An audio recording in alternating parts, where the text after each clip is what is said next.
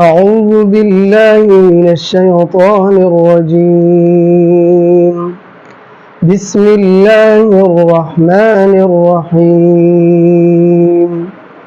طه ما أنزلنا عليك القرآن لتشقى إلا تذكرة لمن يخشى تنزيلا ممن خلق الأرض والسماوات العلى الرحمن على العرش استوى له ما في السماوات وما في الأرض وما بينهما وما تحت الثرى وإن تجهر بالقول فإنه يعلم السر وأخفى الله لا إله إلا هو له الأسماء الحسنى.